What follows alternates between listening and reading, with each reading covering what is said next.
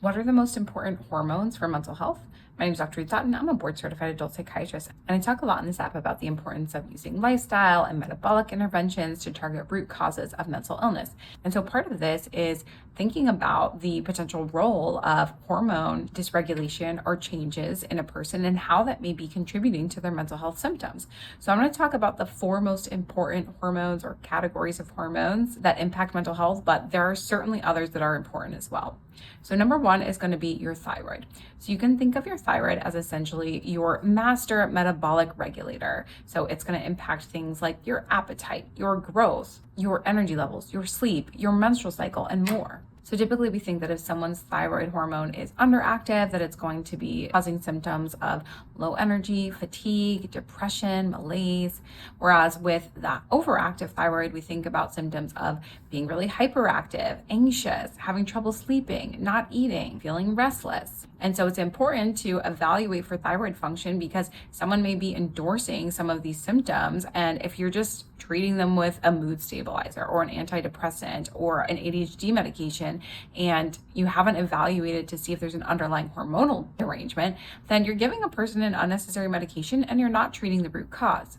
Number two is going to be insulin. So insulin is also a master metabolic hormone and regulator. So we usually think about insulin as the hormone that causes our cells to take up blood sugar after a meal. And we know that if your insulin is not working properly, it's not able to take up that blood sugar from your bloodstream. And so you get really high blood sugar levels. And this eventually leads to diabetes. But insulin does so much more than this. You can think of it as kind of a growth factor. So when our bodies are in a high insulin state, that means that you're more likely to gain weight, eat more, have growth of skin tags and other skin cells, and create an environment that is conducive to cancers. From a mental health standpoint, when someone has insulin resistance, meaning that they keep giving their body high sugar lows, which the body responds to with high insulin levels, but that eventually over time, those high insulin levels stop becoming effective.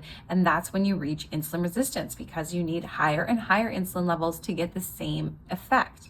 And when this happens, your brain cells are no longer able to take up the glucose that's in the cerebrospinal fluid and use that glucose for fuel.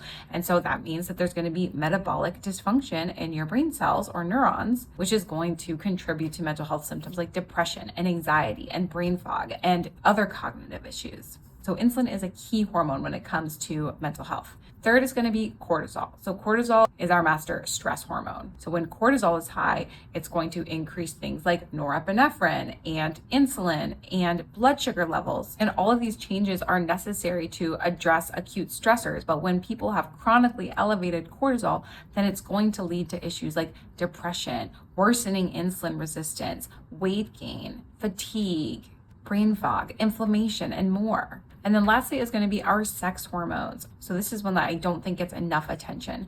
So we know that sex hormones like testosterone, progesterone, and estrogen are all crucial for a well-functioning mind and body. We see this in women who have premenstrual dysphoric disorder or women who have a significant worsening of their mental health symptoms during perimenopause, because it's during these periods that you're having a rapid drop of a lot of your sex hormones, or you're having fluctuations of your sex hormones all over the place. And so just like we talked about with thyroid issues, if someone is coming to you with worsening anxiety, mood swings, irritability, focus when they're perimenopausal and their symptoms are primarily related to the fluctuations in their sex hormones, then it's important to address that first. And then if that doesn't resolve the psychiatric symptoms, then we think about other psychiatric, either pharmacologic or lifestyle interventions to target those symptoms. So these are the four categories of hormones that I think are the most important for mental health. If you want to hear about these in any more detail, or there's another hormone you want to hear about, then put it in the comments below. I'm also putting together an email list for those of you who are interested in my content, because I may have future courses or offerings, and I want to be able to communicate directly with you all about those things. So if that's you, then send me a DM with your email, and I'll see you in the next one.